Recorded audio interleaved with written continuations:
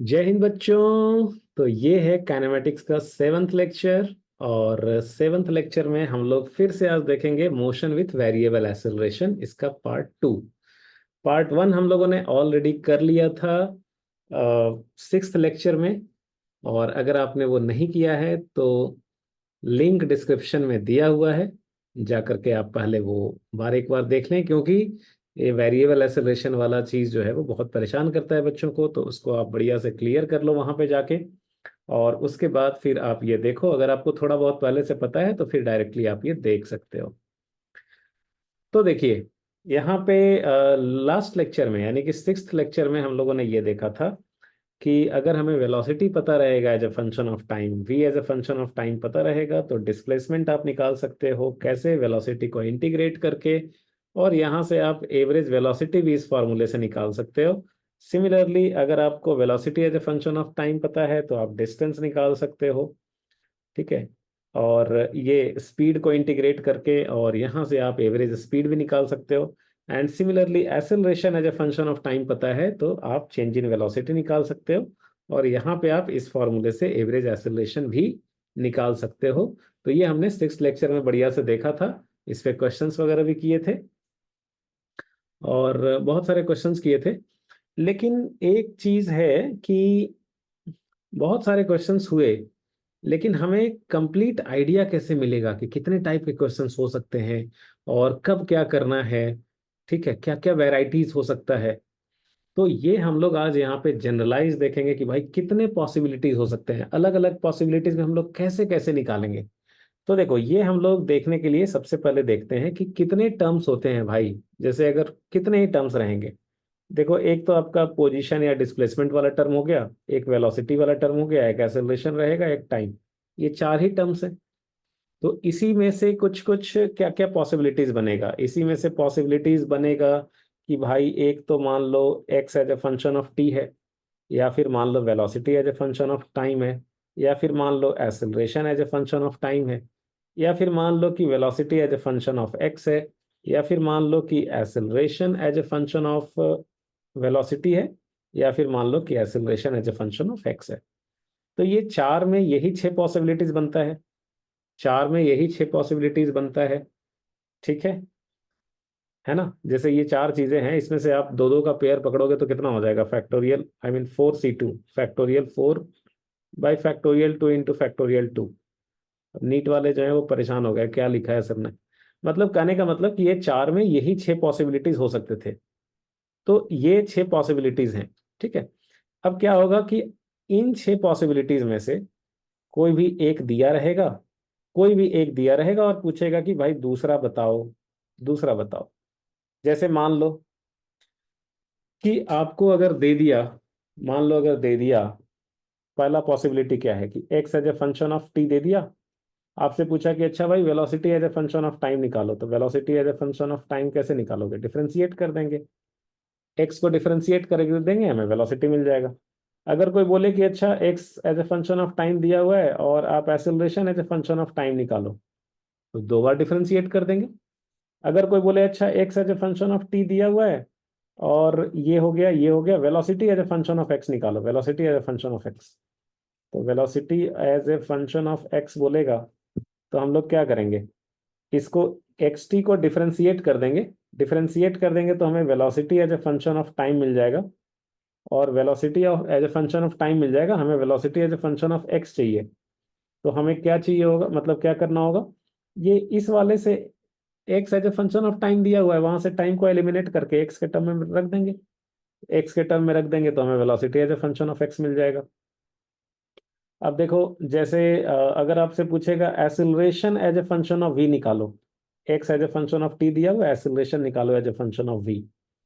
तो देखो, पहले तो हम acceleration as a function of time निकाल लेंगे, दो बार डिफरेंशिएट करेंगे, एक्सेलरेशन मिल जाएगा as a function of time. और जब acceleration as a function of time मिल जाएगा तो हमें देखो acceleration as a function of v चाहिए, मतलब हमें क्या करना पड़ेगा, टी को एलिमिनेट करना करना पड़ेगा। तो हमने एक बार डिफरेंशिएट करके तो वेलोसिटी निकाला ही था as a function of time. तो वहां से हम टी को एलिमिनेट कर देंगे तो हमें acceleration as a function of v मिल जाएगा। नहीं समझे। Acceleration as a function of x बोलेगा। अब देखो यहाँ इतने पॉसिबिलिटीज है ना कि मतलब अब क्या बताऊं। सबको एक एक करके बैठेंगे तो बहुत बड़ा हो जाएगा, ठीक है। तो मैं बस गाइडेंस दे सकता हूँ आपको कि ऐसे ऐसे करना होगा। आप खुद से जो है वो कोई सिंपल एक्सप्रेशन लेकर के और ट्राई कर सकते हो। जो जो मैं बोल रहा हूँ कि एक दिया हुआ है, दूसरा निकालना है, तो खुद से ऐसे ट्राई कर सकते हो। जैसे x as a function of t दिया हुआ है, एक्सेलरेशन निकालना है as a function of x, तो दो बार डिफरेंशिएट करेंगे तो acceleration as a function of t मिल जाएगा। और यहाँ पे x as a function of t दिया हुआ है, इसको टी को एलिमिनेट कर दो तो acceleration as a function of x मिल जाएगा। तो यहाँ पे एक्स टी दिया हुआ है, और रिमेनिंग हम लोग एक दो तीन चार पाँच, रिमेनिंग हम लोग पांच चीज निकाल लिए, पांच। ठीक है सर।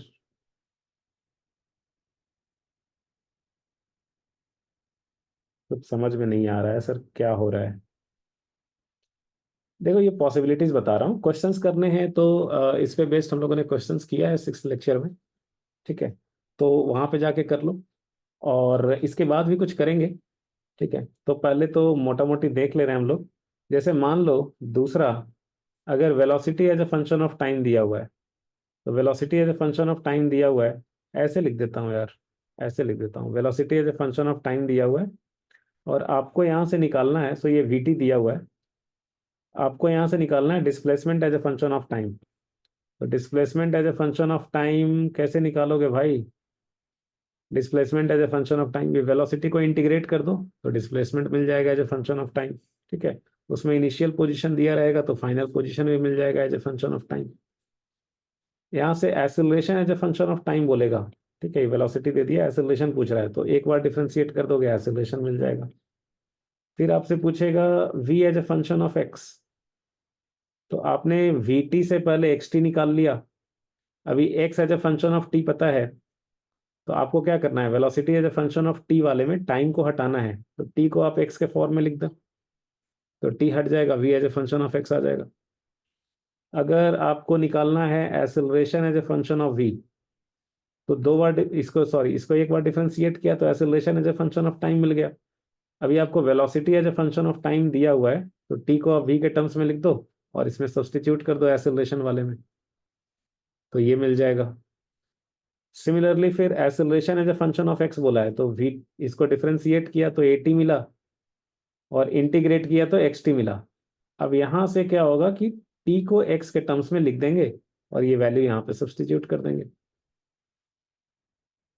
तो इस तरीके से, मतलब कुछ भी दिया रहेगा तो देखो ये रिमेनिंग पांच चीजें हमें यहाँ पता चल जाएगा। ये v as a function of t दिया हुआ है, तो रिमेनिंग पांच चीजें पता चल गई। तीसरा, मान लो acceleration as a function of time दिया हुआ है, acceleration as a function of time, अगर अपने को यहाँ से क्या निकालना होगा, एक्सेलरेशन से vt निकाल सकते हैं, एक बार इंटीग्रेट करेंगे vt मिल जाएगा, और एक दोबारा इंटीग्रेट करेंगे xt मिल जाएगा।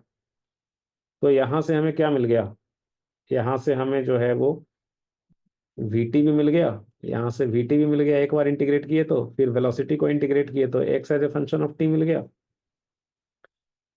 फिर अब जो है velocity as a function of x बोल रहा है, तो देखो velocity as a function of t पता चल गया है, x as a function of t पता चल गया है। यहाँ से आप क्या करो, t को x के टर्म्स में लिख दो, और वेलोसिटी वाले में ये वैल्यू बैठा दो, तो v as a function of x मिल जाएगा।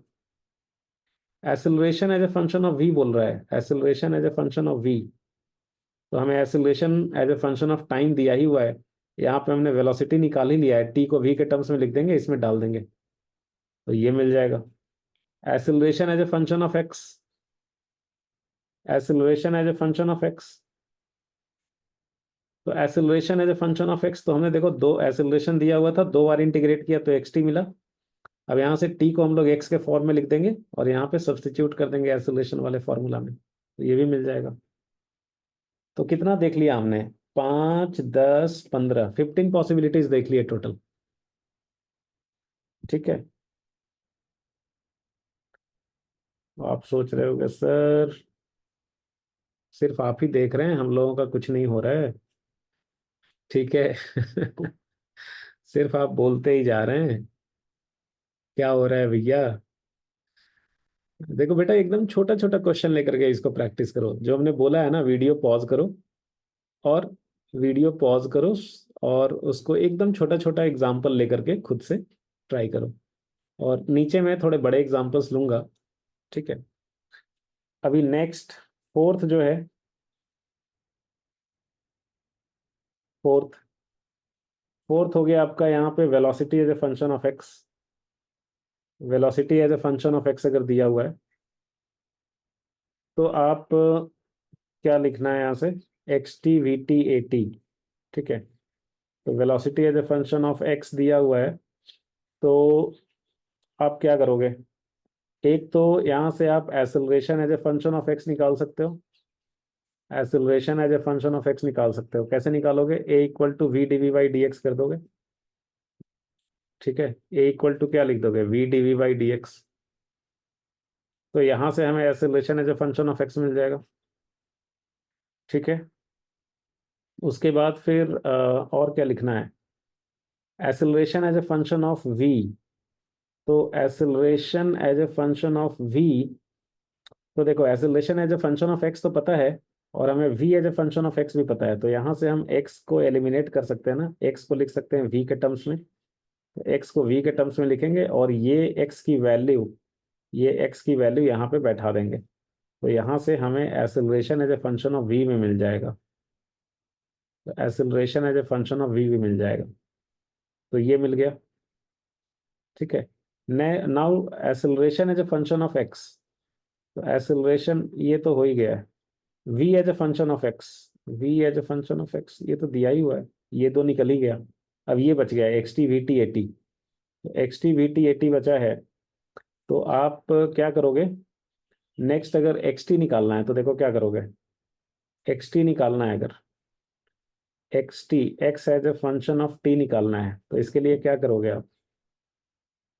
आप ये करोगे कि v को लिख दोगे, जैसे यहाँ पे देखो ये v as a function of x है ना, ये क्या है, ये है v as a function of x, ठीक है। तो आप इसको लिख दोगे ऐसे कि d x by d t, v को लिख दोगे d x by d t, so d x by d t is equal to f x.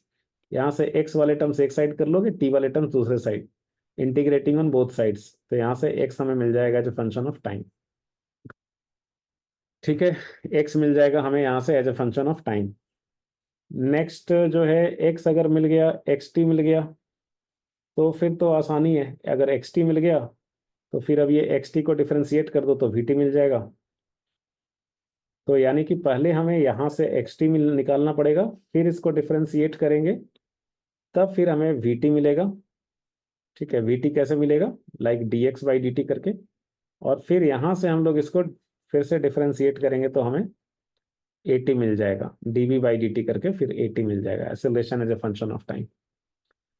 तो इसके लिए भी सारा काम हो गया, वी एक्स के लिए भी सारा काम हो गया।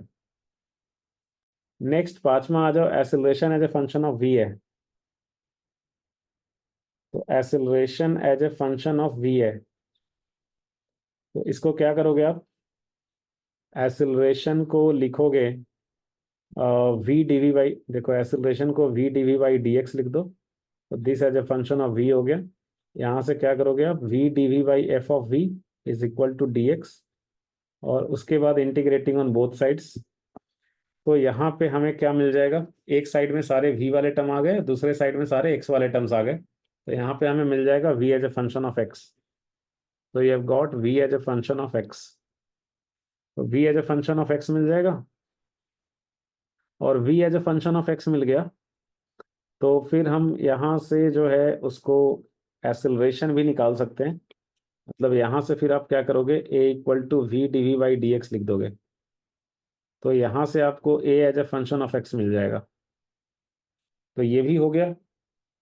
उसके बाद फिर क्या करोगे, तो देखो एक्सेलरेशन वाला चीज मिल गया अपने को, ठीक है। तो ये v as a function of x, और ये वाला चीज, ये दो चीज मिल गया। अब रह गया x t v t a t, x t v t a t रह गया। तो यहाँ पे जब आपको velocity as a function of x पता है, तो v को d x by d t लिख दोगे। तो यहाँ पे देखिए आप, ये देखो ये v as a function of x है ना पता, तो v को d x by d t लिख दो, और यहाँ से आप कर दो d x by f of x is equal to d t. उसके बाद इंटीग्रेटिंग ऑन बोथ साइड्स, तो यहाँ पे हमें x as a function of t मिल गया, x as a function of t. तो x as a function of t मिल गया, इसको डिफरेंशिएट कर दो तो v as a function of t मिल जाएगा, उसको डिफरेंशिएट कर दो तो a as a function of t मिल जाएगा। तो देखो मेन मुद्दा ये है ना, अब जैसे आप गुस्सा भी हो रहे होगे कि यार सर कुछ कर नहीं रहे हैं, बस ऐसे ही बोलते जा रहे हैं। मेन मुद्दा ये है कि हम लोग ये चीज देख चुके हैं एक्चुअली पहले।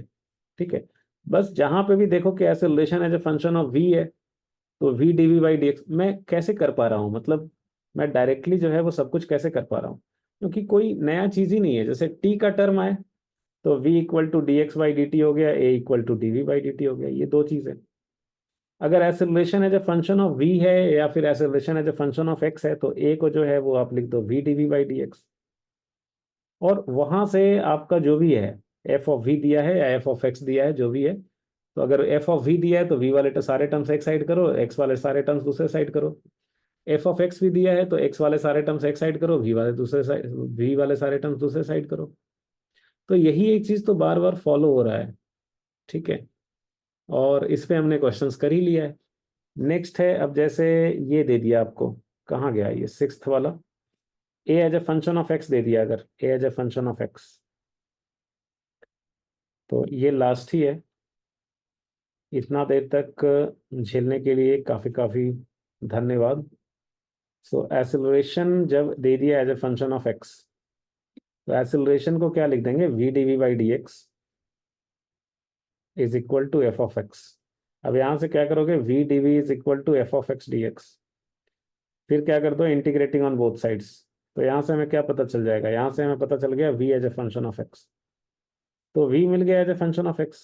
यहाँ से अगर आपको, अच्छा, यहाँ से आपको जो है, अगर और क्या चाहिए, एक इधर राइट साइड वाला क्लियर कर लेते हैं पहले। ए एक्स दिया है, वी एक्स निकाल लिया आपने, ए एक्स दिया है, वी एक्स निकाल लिया। अच्छा, a as a function of v निकालना है, अगर a as a function of v, तो आप, okay, a as a function of v, तो इसके लिए तो पहले हमें इधर ये सब निकालना पड़ेगा, एक्स टी वी टी वगैरह। तो यहाँ पे एक काम करते हैं, v as a function of x पता चल गया, ये वाला देखो, v as a function of x पता चल गया, इसको आप लिख लो dx बाई डी टी। तो dx by d t equal to हो गया f ऑफ x। यहाँ से x वाले टर्म्स आप सारे एक साइड लेते हो, t वाले टर्म्स दूसरे side, integrating on both sides. तो यहाँ से हमें क्या पता चल गया, x ऑफ t पता चल गया, एक्स पता चल गया as a function of time. यहाँ से डिफरेंशिएट कर दिए तो v as a function of time पता चल गया। यहाँ से डिफरेंशिएट कर दिए तो a as a function of time पता चल गया।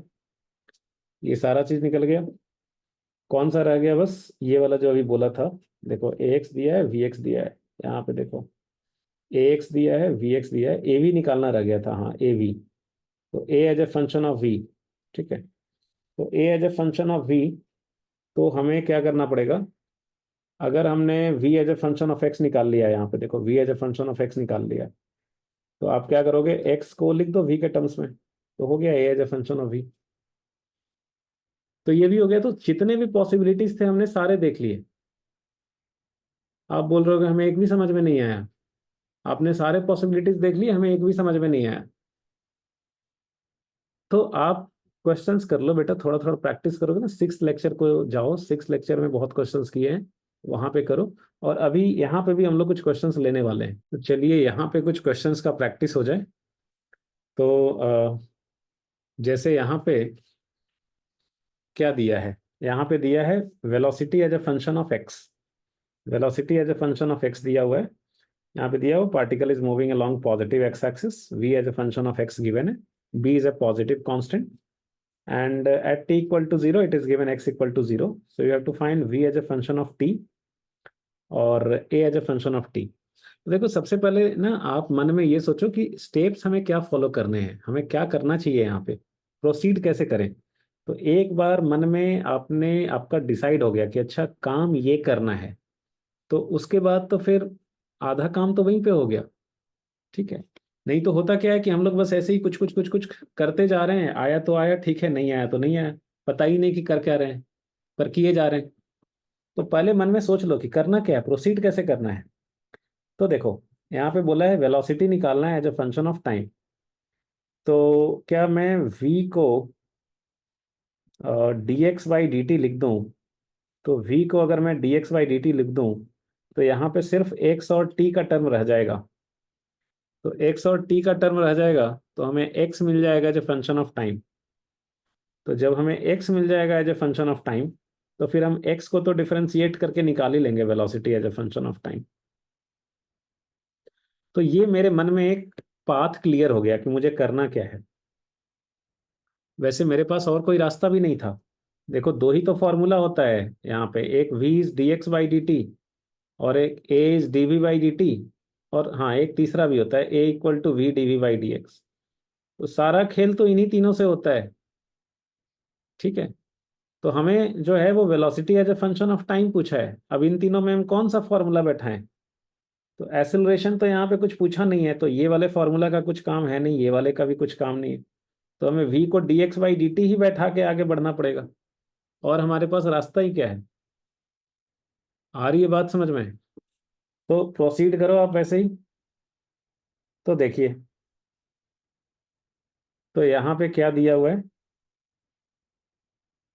दिया है v equal to b root x. तो v को आप लिख दो d x by d T.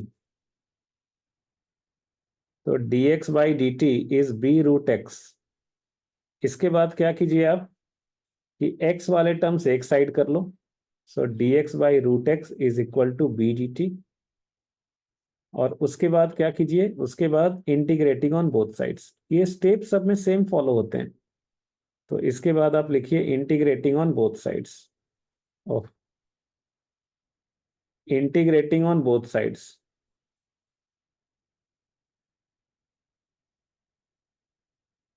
Both sides. तो ये हो जाएगा integral d x by root x is equal to integral b d t. अब देखो दो ही वेरिएबल है, इधर t है इधर x है। तो अब लिमिट बैठाना पड़ेगा कुछ। तो लिमिट इधर दिया हुआ है कि at t equal to zero x equal to zero. तो जो कंडीशन गिवन है उसको लोअर लिमिट में इधर बैठा देंगे। So at t equal to zero x is zero, और मान लो t टाइम पे इधर है x। तो ये कितना हो जाएगा? ये x का power minus half d x is equal to b, constant बोला है तो इंटीग्रेशन के बाहर आ जाएगा। अच्छा, अब हमें फॉर्मूला पता है कि integral x to the power n d x का फॉर्मूला होता है x to the power n plus one by n plus one. तो एक्स का पावर माइनस हाफ का फॉर्मूला हो जाएगा एक्स का power minus half plus one by minus half plus one. ठीक है, नहीं पता है तो आप इंटीग्रेशन जाके देख लीजिए, बेसिक मैथ्स के प्लेलिस्ट में है, डिफिनिट इंटीग्रल करके अलग से वीडियो है। तो यहाँ पे जीरो से एक्स हो गया,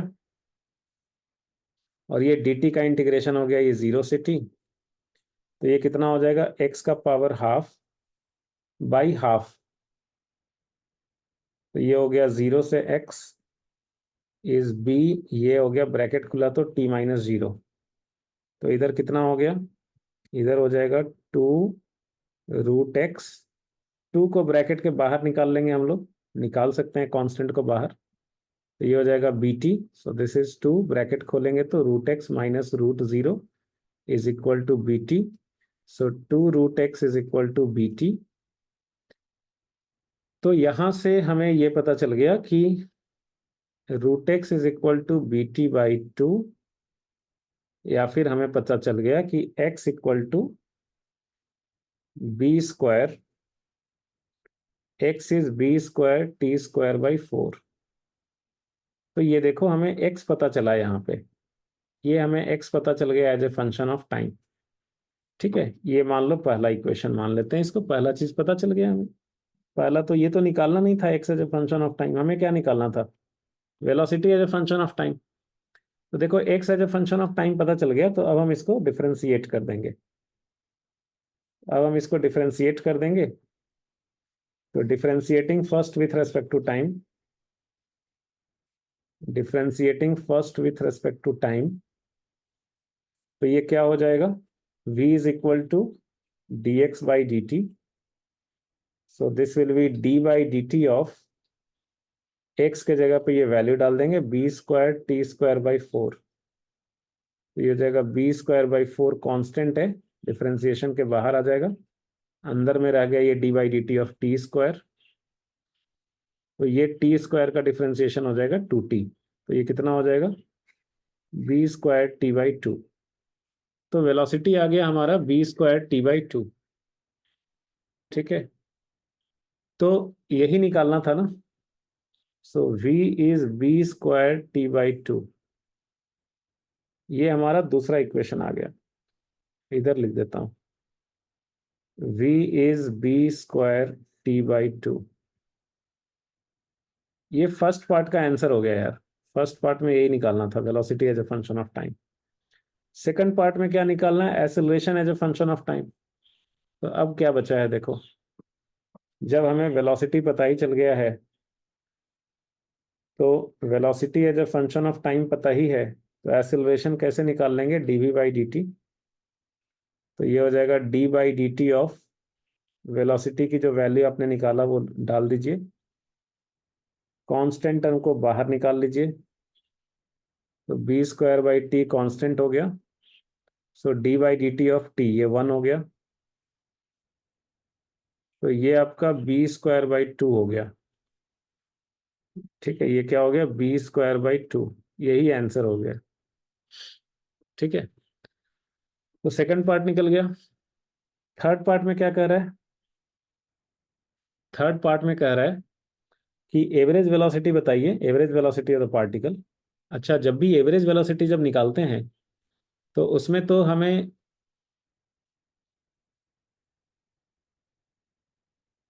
ओके, सो ठीक है, मुझे लगा कि स्क्रीन शेयरिंग कहीं गायब तो नहीं है।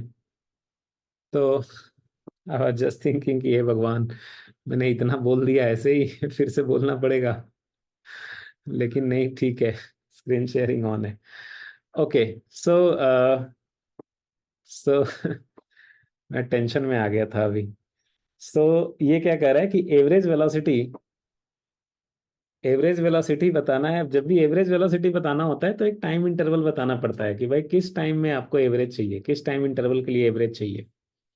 तो ये बोल रहा है कि average velocity of the particle बताओ, average over the time that the particle takes to cover first s metres.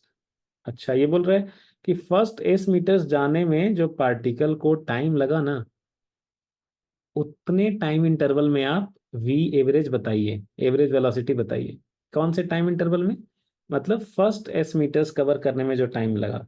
मान लो जैसे फर्स्ट एस मीटर्स कवर करने में अगर टी नॉट टाइम लगा, तो यहाँ पे लिख लेते हैं हम लोग कि लेट, तो ये हम लोग कौन सा कर रहे हैं, थर्ड पार्ट कर रहे हैं।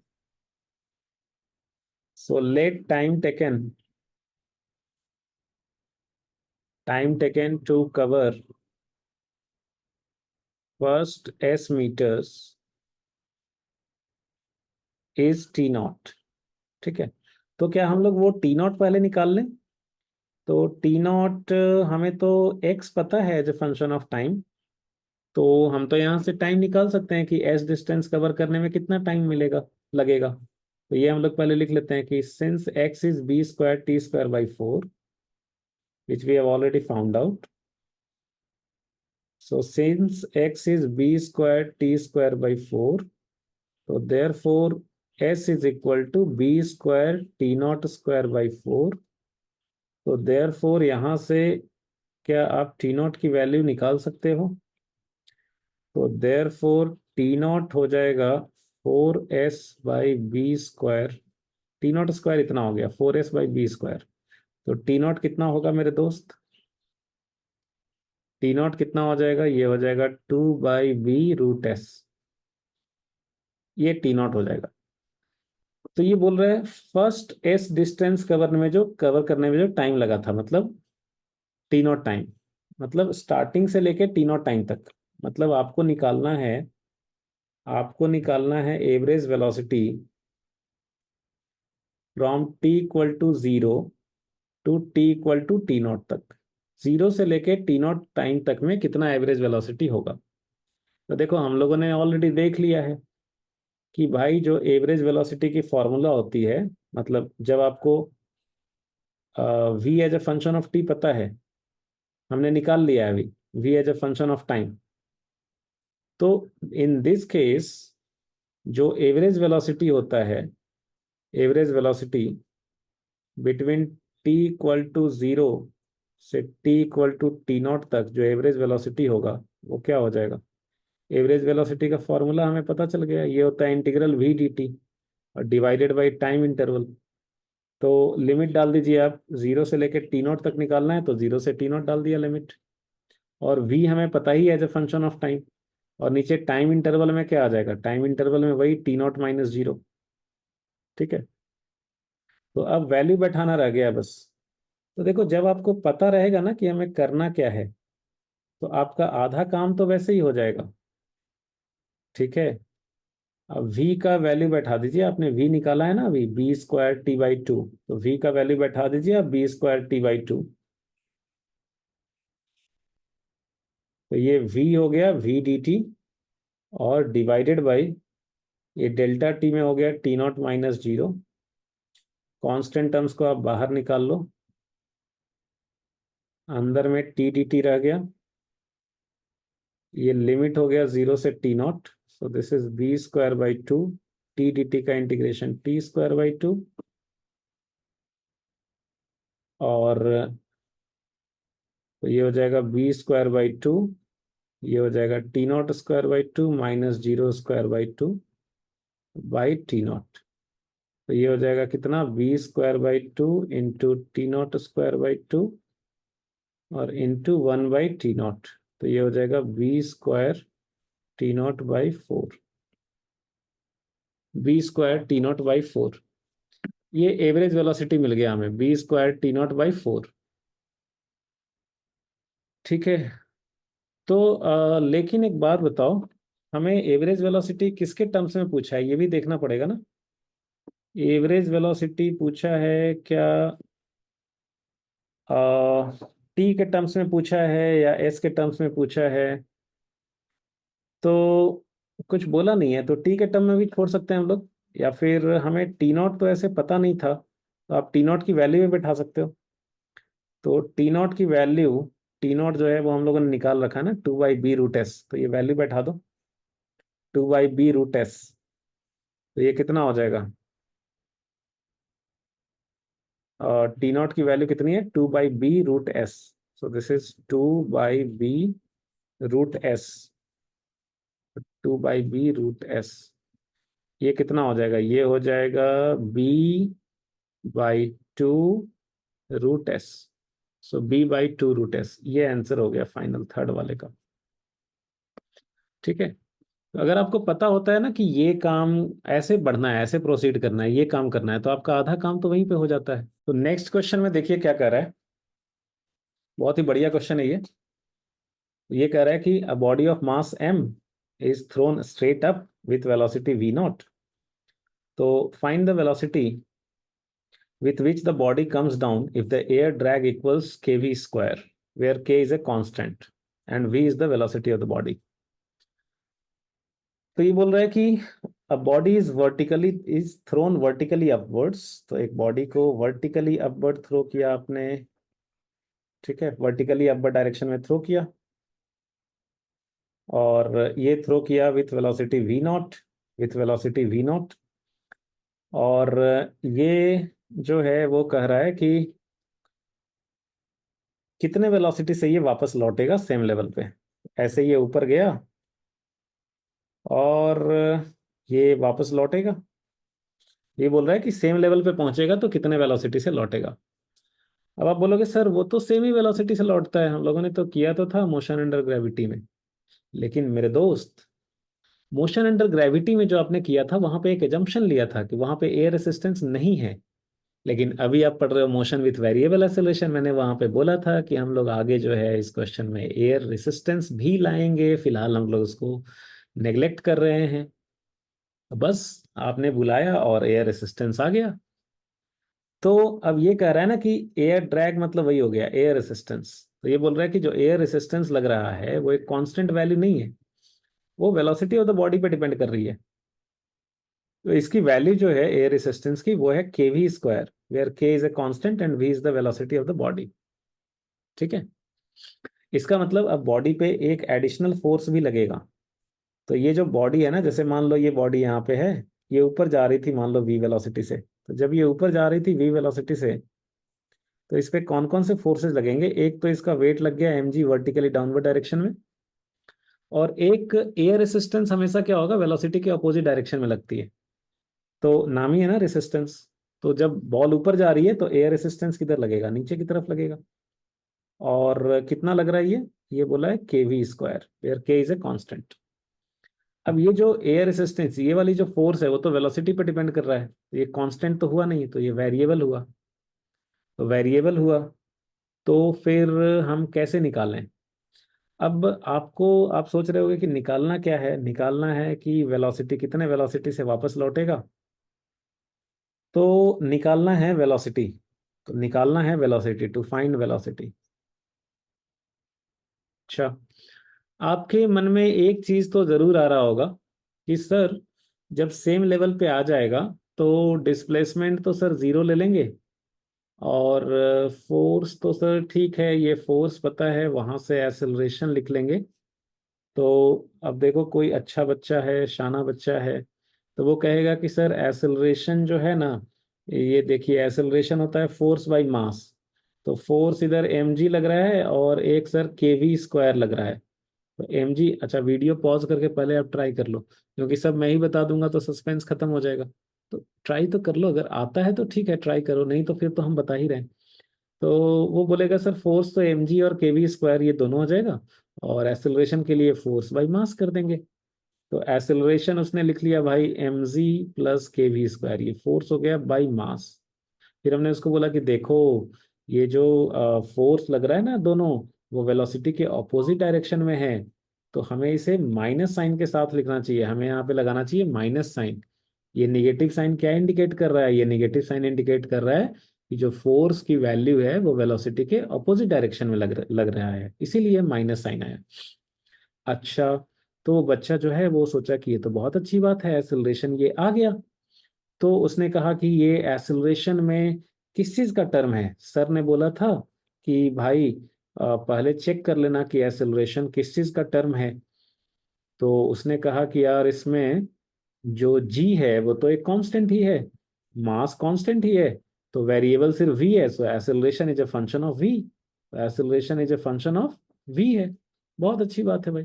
तो उसको याद आया कि देखो सर ने जो है ना, सर ने बोला था कि acceleration as a function of v रहेगा, तो तुम v d v by d x, या पार्टिकल अगर वाई डायरेक्शन में जा रहा है तो v d v by D y लिख लेना।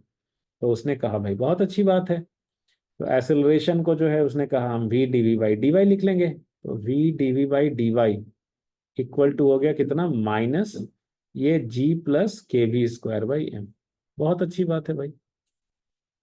उसने, उसको फिर याद आया कि अच्छा सर ने बोला था ना कि वैसे ये एलसीएम, वैसे ये लेके कोई फायदा हुआ नहीं, इसको ऐसे ही छोड़ देते तो अच्छा रहता।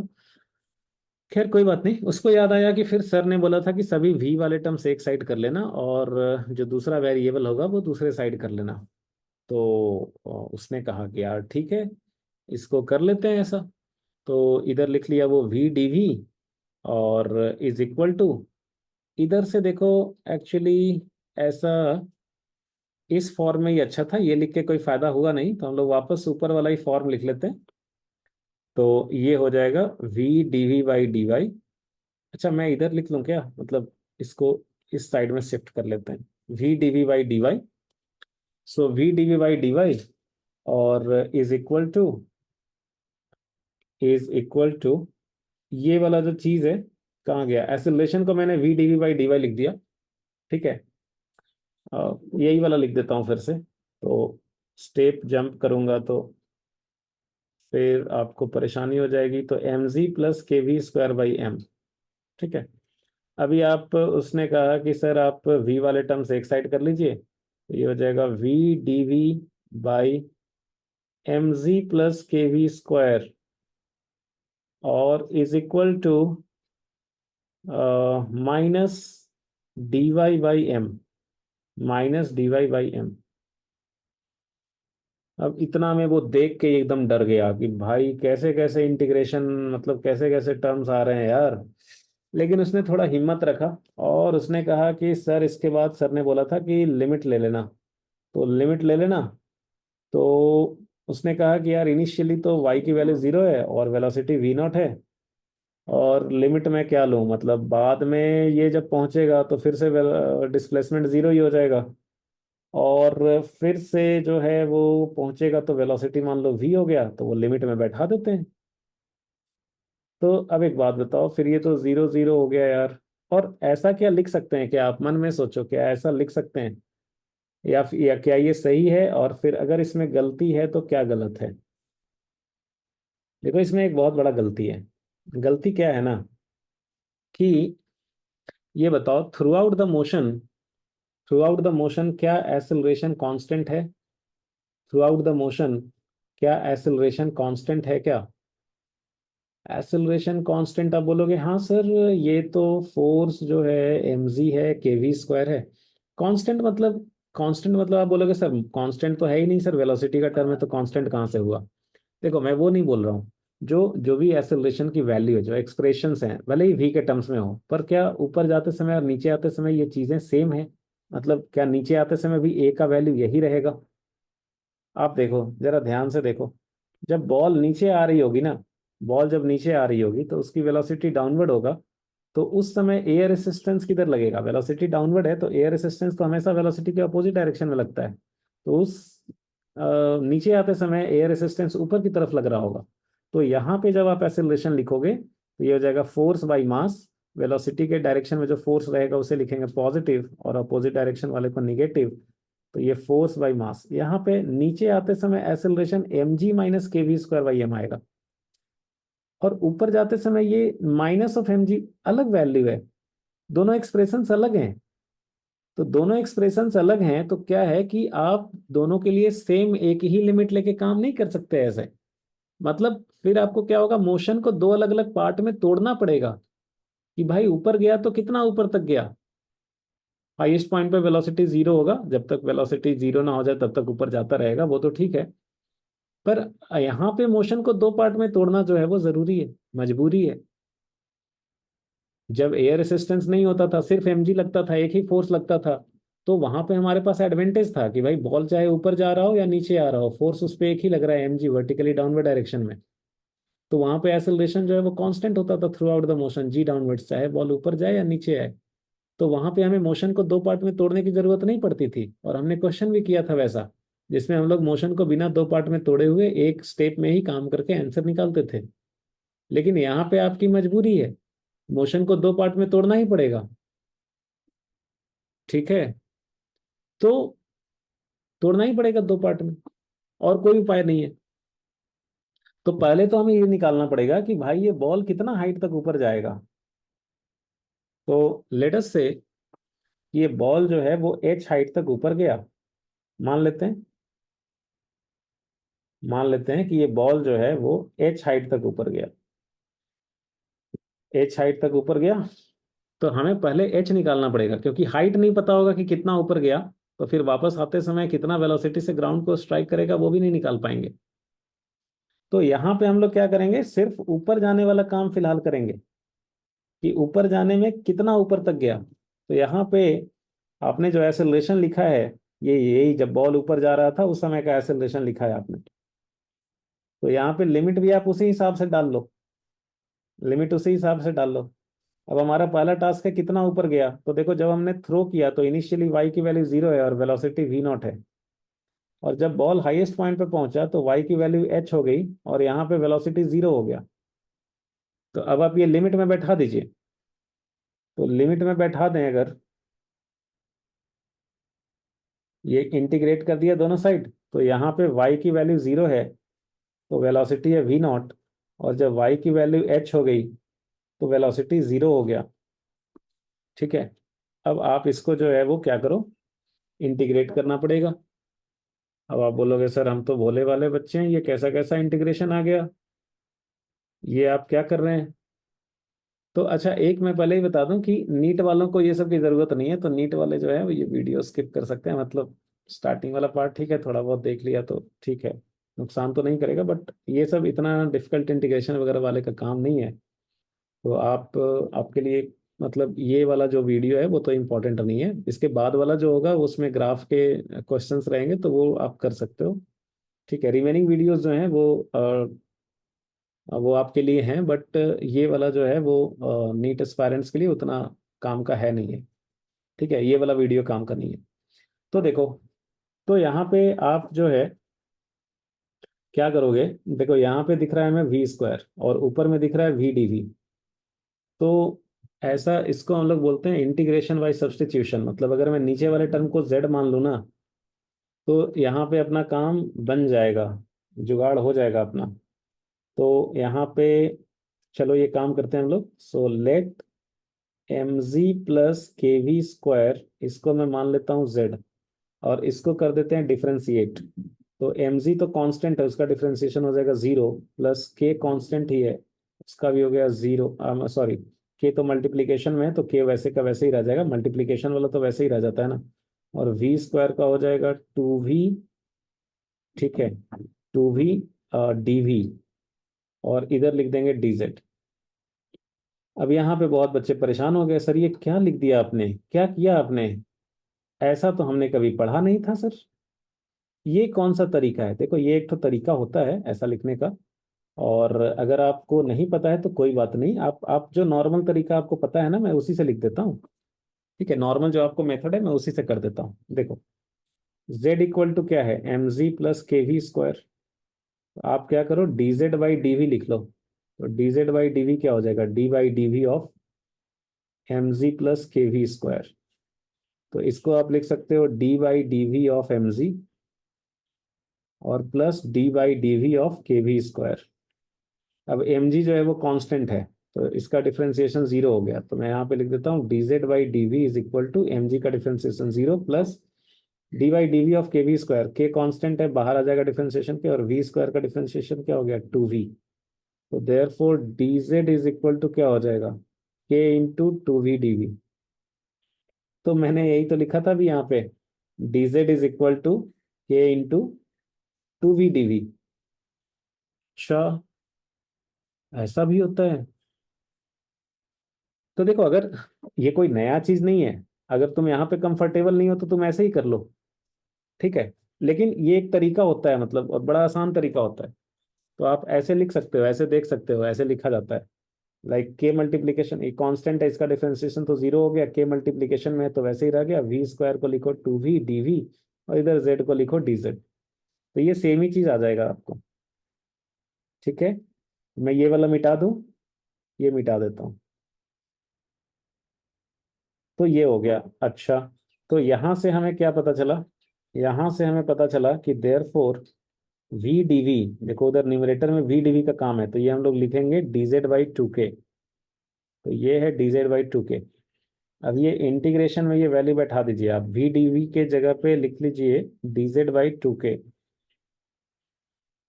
D Z by two k, और divided by M G plus के वी स्क्वायर के जगह पे लिख दीजिए जेड, जेड, और इज इक्वल टू माइनस, इधर तो 1/m कांस्टेंट है, बाहर आ जाएगा इंटीग्रेशन पे, इधर आ जाएगा डी वाई। ठीक है। अच्छा, तो यहाँ पे देखो बेसिकली आपने वेरिएबल चेंज किया है, यहाँ पे वेरिएबल पहले v था, अभी आपने वेरिएबल z कर दिया है। तो जब आप वेरिएबल चेंज करते हो ना तो लिमिट भी चेंज हो जाता है। जैसे पहले लिमिट आपने v के टर्म में डाला था, अभी लिमिट जो है वो z के टर्म में डालना पड़ेगा। तो कैसे डालना पड़ेगा, कैसे वेरिएबल चेंज होगा, जैसे आपने z इज इक्वल टू माना है ना ये वाला, देखो z इक्वल टू क्या माना है आपने, एम जी प्लस के वी स्क्वायर। तो देखो यहाँ पे लोअर लिमिट में क्या था, वी नॉट था, तो लोअर लिमिट में आप वी नॉट डालो, तो ये हो जाएगा z nought is equal to M G plus के वी नॉट का स्क्वायर। तो यहाँ पे लोअर लिमिट में यही जेड नॉट बैठा दो, where z nought is M G plus के वी नॉट स्क्वायर।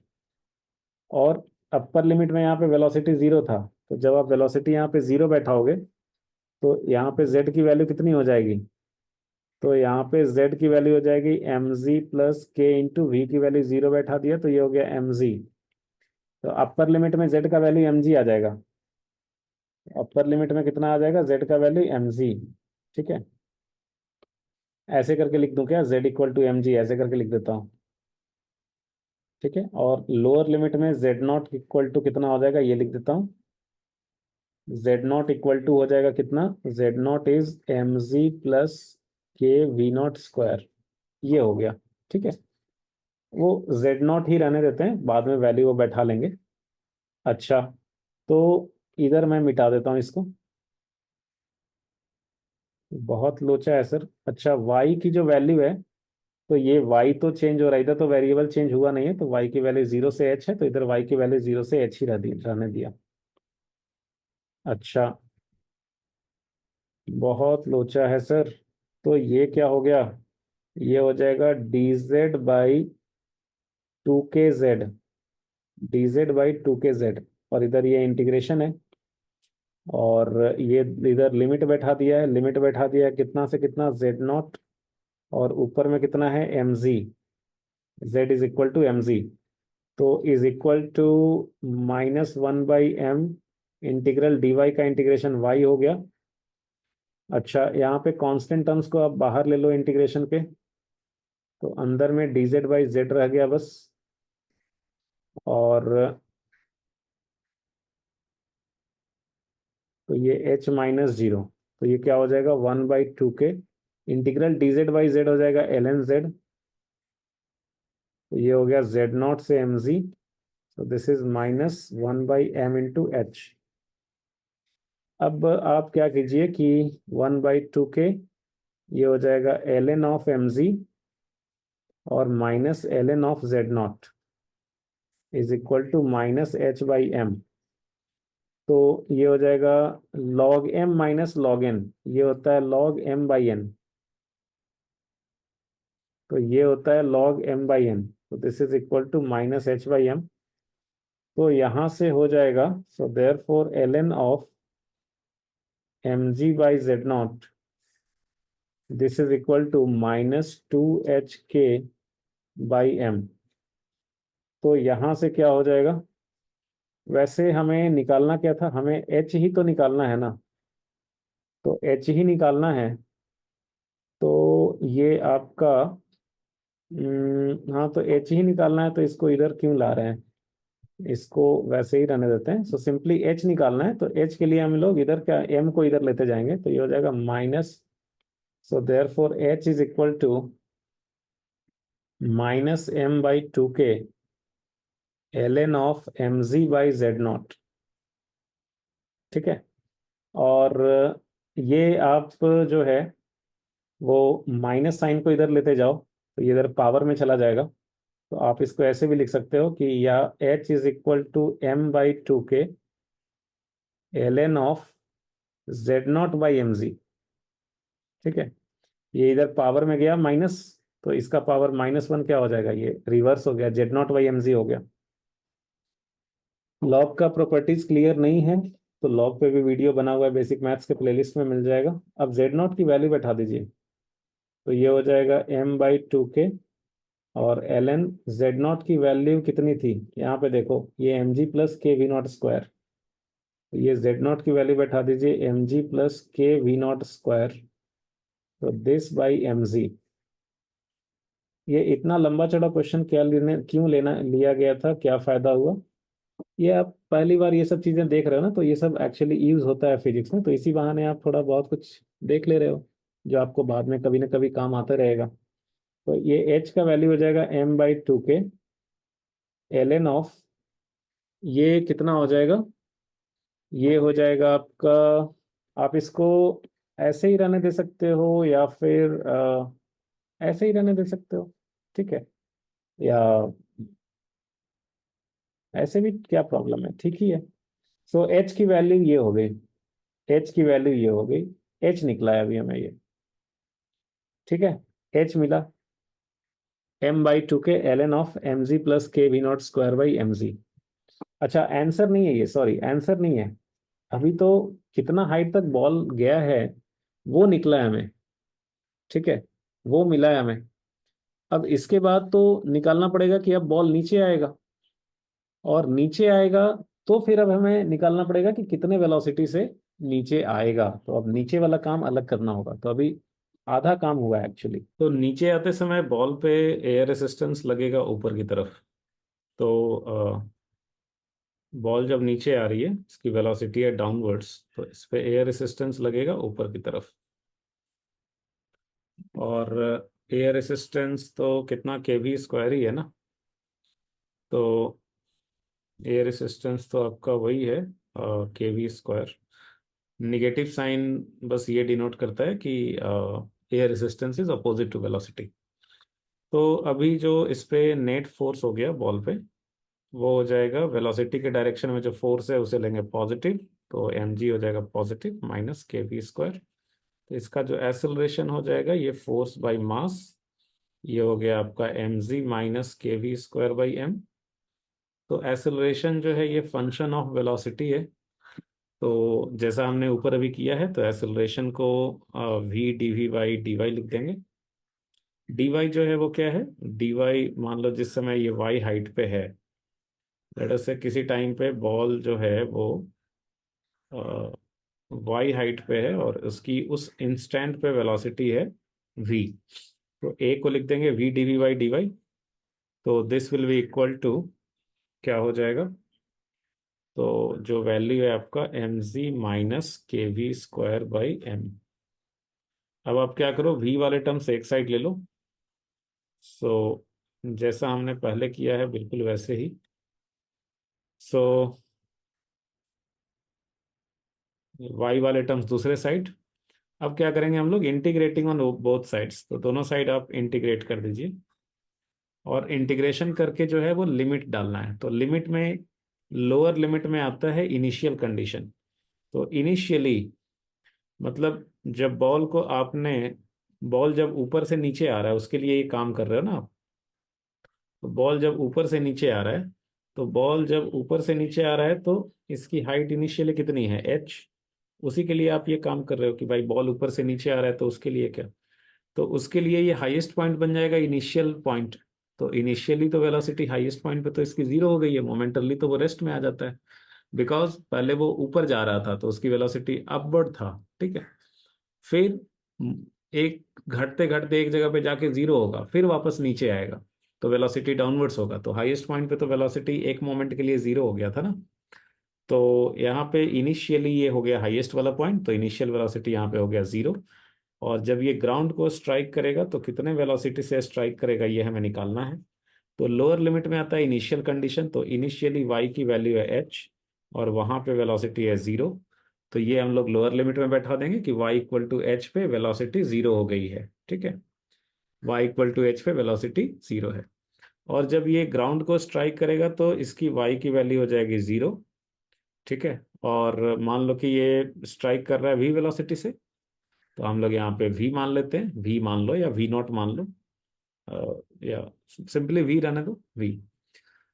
तो अब फिर से ये इंटीग्रेशन करना पड़ेगा। तो जैसा पहले हम लोगों ने किया है वैसे ही देखो, यहाँ पे के वी स्क्वायर का टर्म आ रहा है और न्यूमरेटर में हमें वी दिख रहा है, तो हम इंटीग्रेशन बाई सब्सटीट्यूशन करेंगे यहाँ पे भी।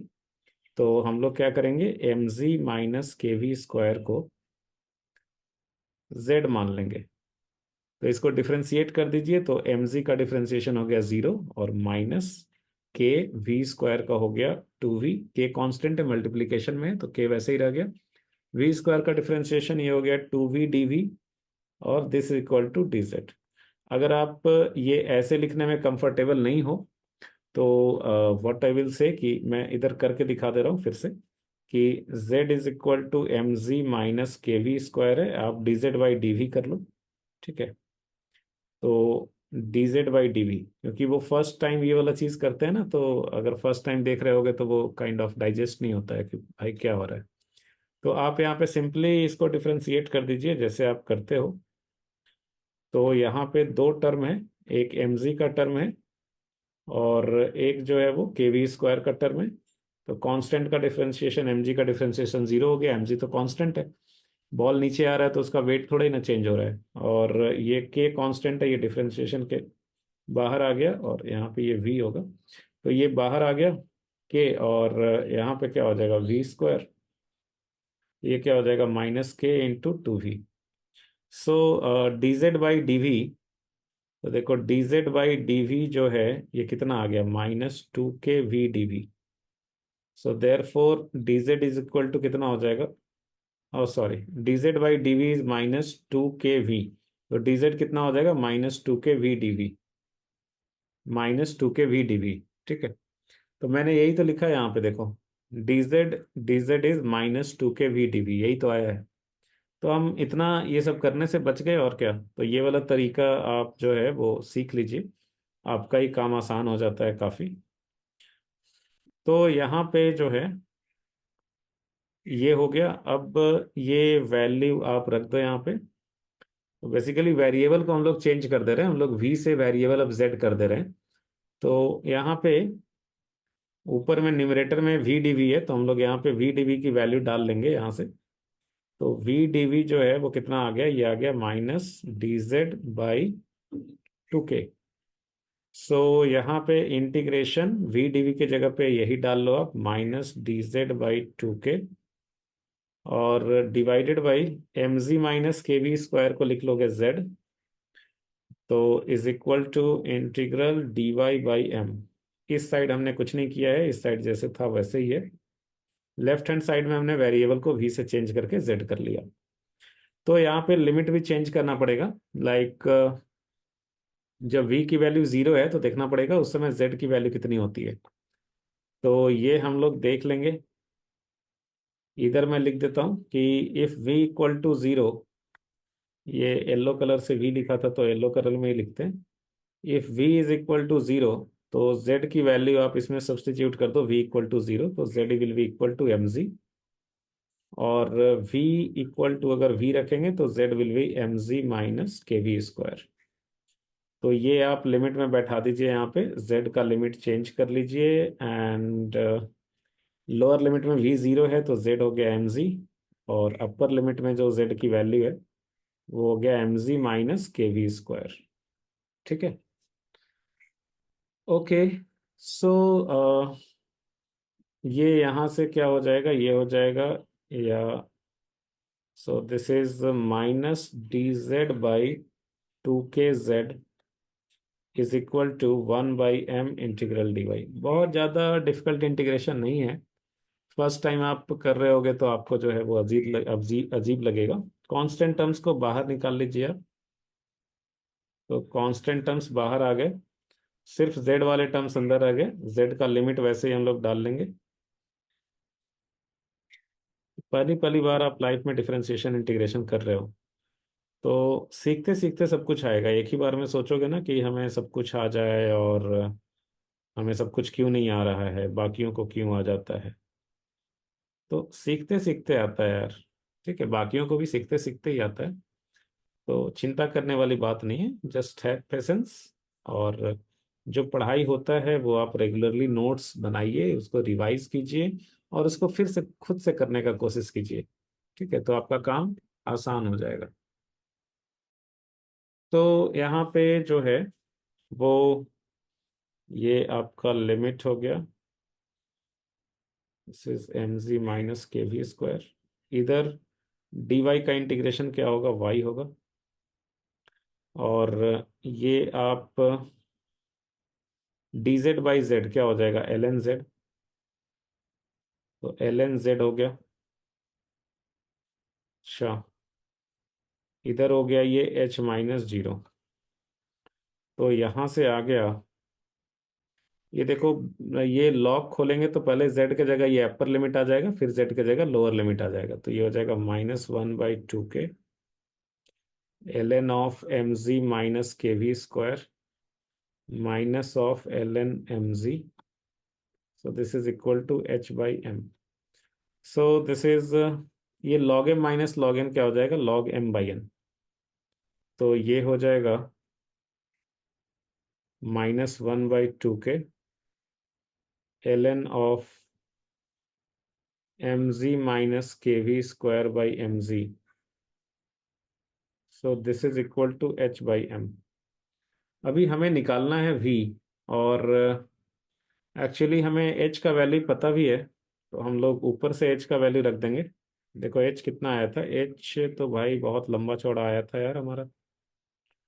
तो ये हम नीचे लिख देते हैं एच की वैल्यू। एच की वैल्यू ये आई थी, तो ये लिख लो आप substituting H. So substituting h from above,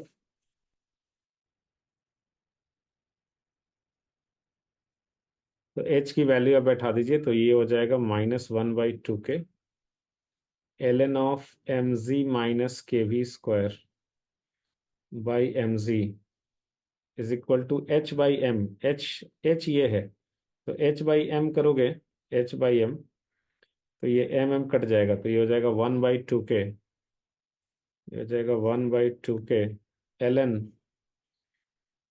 M G plus के we not square by M G.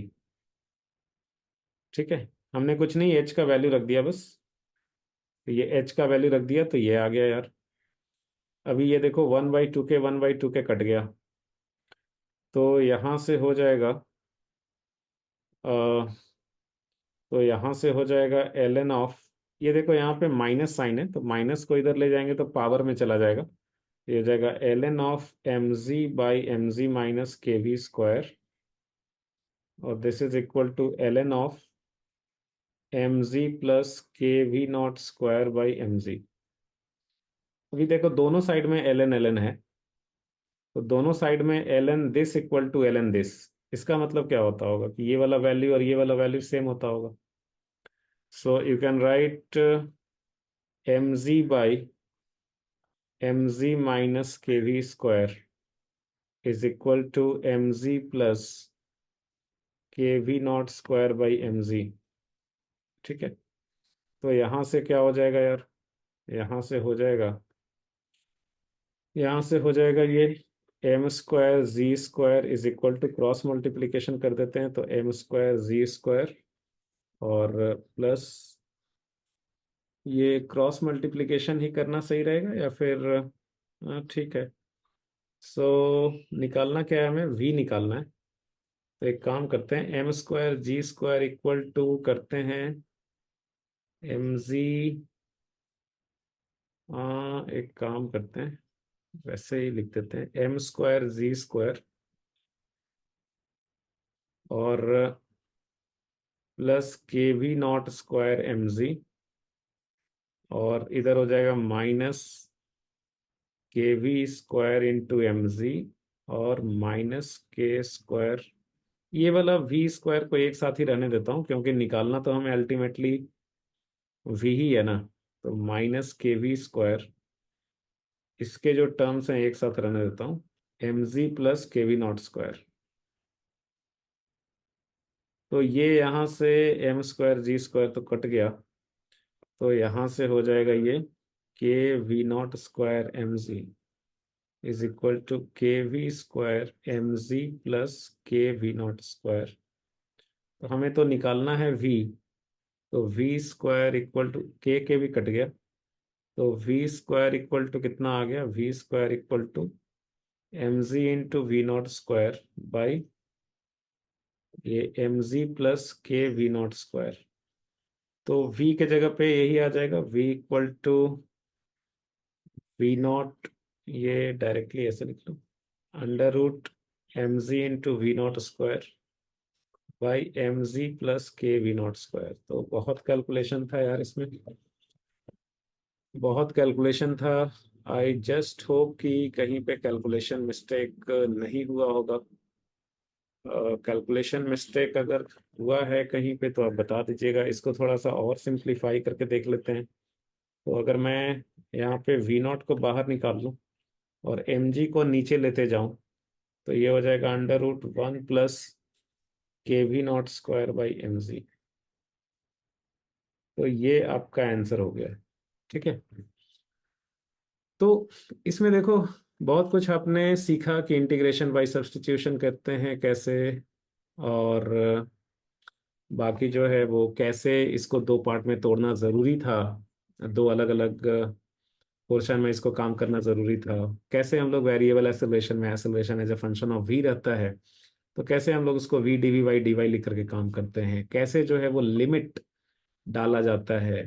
ठीक है, तो आई होप कि आपको इससे काफ़ी कुछ सीखने को मिला होगा। Thank you for watching. और नेक्स्ट जो लेक्चर होगा उसमें हम लोग ग्राफ पढ़ेंगे काइनेमेटिक्स में। जो लेक्चर नंबर 8 है वो आपका होगा ग्राफ पे। Okay, thank you.